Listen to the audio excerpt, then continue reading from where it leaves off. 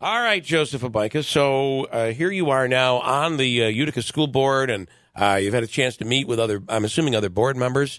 Are you excited about this? I am excited. My first meeting won't be until July. I have to take actually 2 courses. I don't know if anyone knew that, but you have to take 2 courses and complete them. Where do you go within for a those, year. by the way? Well, they can either be taught at various locations, or you can do them online. It is to be a school board member, and I'm not sure everybody knows this. It's a lot of work. Yeah, it is a lot of work. Yeah, there's a lot there. I'm looking forward to it, though. I've had more people say to me, okay, really, be honest, you know him.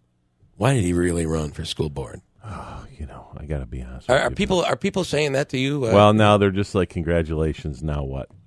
Yeah. That's what they say. But, it's going to be interesting. I think that the district's going to have to hone its active shooter drill and, collaborate with the police department and emergency services. That was something you talked about when you were first running. I think there's going to have to be a little more planning and work done on that. Yeah.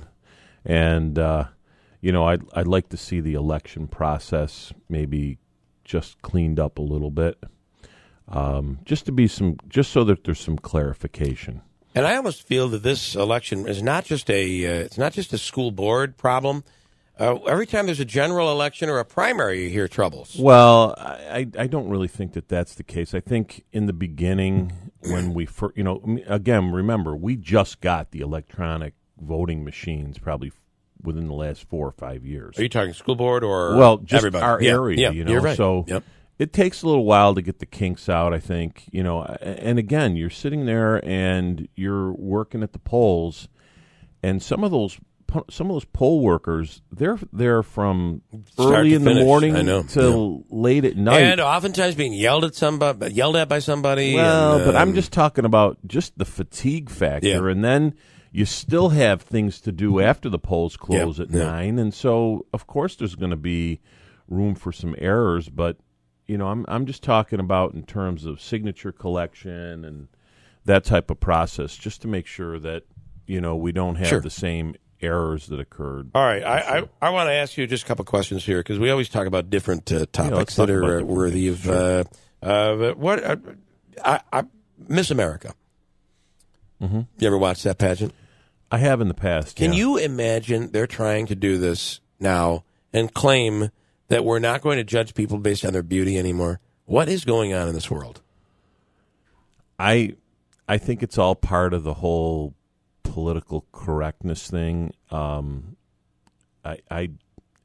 me, whether they have Miss America, they don't have Miss America, I don't really care. It's not going to affect my. I don't watch it, right? I don't watch it. What's Steve Harvey going to screw up if there's no Miss America? Beauty pageants have been around for a long time. If the people that, I guess, if for some reason, the female persuasion does not want to participate in Miss America, this is America, so you can do whatever you want. If nothing lasts forever.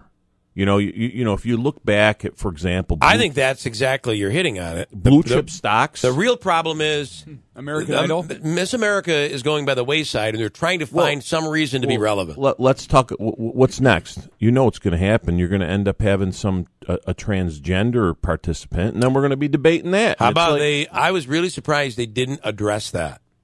They didn't say that, and also we're not going to be judging on beauty, and also we're. Bruce Jenner's is going to be Miss California. I just think, sorry, Caitlin. They're trying to. You're right. They're trying to make it relevant, and the reality is that maybe it's not relevant in 2018. I'm not old like you, so back in your day, did we try to make the world perfect? Because it does seem like we're trying to create the perfect world. Every time something happens, we're going to pass a law because we're going to prevent people from dying, prevent people from getting hurt, prevent bad things from happening. Well, I think we tried to make the world good, but that perfect is the enemy of good. I agree. And that is, unfortunately, I think some of the things that are going on now, and this whole trying to balance things to such an extent that you make them imbalanced anyway. Yeah, you have a lot of unintended results. Yeah, it's terrible. So I want to throw another one at you, and that is the Eagles. The president decided not to invite the Eagles to the White House, which by the way, there were. I realized it was a smaller amount. There were several players that didn't want to go, but there were players that were all excited about going. And by the way, not a single player was kneeling last season for the Eagles. I read the news and listen to the news, and my thoughts are at this point, I am completely fatigued by the reviews of the president's behavior. The fact of the matter is that there isn't one thing that this man is going to do that is going to be within the norms of acceptable behavior, or I shouldn't say acceptable, expected behavior by the leader of the United States. Yeah. Okay? So we thought he was going to get in, and he was going to become presidential, and he was going to conduct himself in a particular way. And it hasn't come to fruition, and all we get is articles and news stories on that, that failure to basically conduct himself in what people perceived were the appropriate norms. He didn't want to invite the Eagles because the Eagles, the whole squad wasn't going to come. I mean, what did he do? He galvanized. He galvanized opposition. They're not done. All of these people are. Many of the people are celebrities. They're going to start taking shots at him. Many of the other athletes are going to start taking shots at him. Well, you see the NBA getting in. I think he's opening a door. He's opening a door he should not going. Open. But you know what the bottom line is? They're going to keep feeding the same thing. Oh, geez, the economy's good. Geez, are your stock prices up for the rich people? Right. Yes. Did you get a little more in your paycheck for the poor people? Yes. This issue with the Affordable Care Act, and the fact that the Justice Department is not going to defend it. There's a lot of 26-year-olds that cannot afford insurance. Well, the problem is the minute you take away the mandate, the minute that's gone, the whole thing collapses. Well, the mandate, because it can't work without the mandate. The mandate wasn't taken away. They just took away the penalty. Right. Okay. But the minute you take that away, coverage for work. For pre-existing conditions, I don't understand why people are celebrating. It does not make sense to me. Now, do I think that the insurance coverage at this point is great with that thing in effect? No, I don't. But on the flip side, there's a lot of people, for example, that are impaired by drugs and other issues. And they have coverage, and they can get some treatment. What's going to happen when they don't have the treatment? Yeah. Okay. I want to throw one other thing. Being an attorney, has Rudy Giuliani lost his mind? Because he does seem to be the guy the president gets to kind of throw around out there. And the president will be, Rudy. And he's mimicking the president. He says things the president says. He got into it yesterday with Melania Trump. Well, here's my sense. Let me play this audio first, then we'll hear your sense. This is he was in Israel talking about Stormy Daniels. Listen to he's become Donald Trump, but again, nobody else can do Donald Trump. Rudy can't do Donald Trump.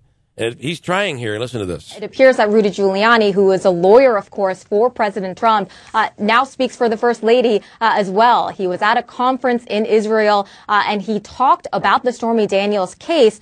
He said that he believes Melania Trump does not believe that there was an affair between her husband and Stormy Daniels. Take a listen to more of what he had to say. When you look at Stormy Daniels, I know Donald Trump, and look at his three wives, right? Beautiful women, classy women, women of great substance. Stormy Daniels, explain to me how she could be damaged. Okay. She has no. Just the facial expressions. He's basically saying that woman's ugly. Look at his wives. His wives are beautiful. Anyway, the big part where he stepped in it is saying that Melania believes that the president did not have a relationship with Stormy Daniels. Yesterday, this is very interesting. The spokesperson for Melania Trump came out and said, I don't know what Rudy's talking about, but he has never spoken to Melania. Now, to take that step is kind of shows you that there is something going on there at odds between the president and his wife. Well, for the spokesperson of the first lady to make that statement, I thought that was pretty big. I first of all, you want to talk about Rudy Giuliani. I think, he was a prosecutor and he was a good one, but he also was a showman after that. And a good mayor after 9/11. He was a good mayor, but, and he believed in basically suspending civil rights. No doubt about it. He removed the homeless from Manhattan. Oh, he was just, no rights at all. Let's get him out of there. You're gone. See you later. Yep. I think that he is basically infusing the airwaves with the fact that Trump probably has some exposure here, and he's doing it in such a way that they're actually just focusing on him like it looks like he's a bumbling fool. But the fact of the matter is that he's making the statements, and now the stories are about what a bumbling fool he is, not about not about so he's a distraction. Culpability.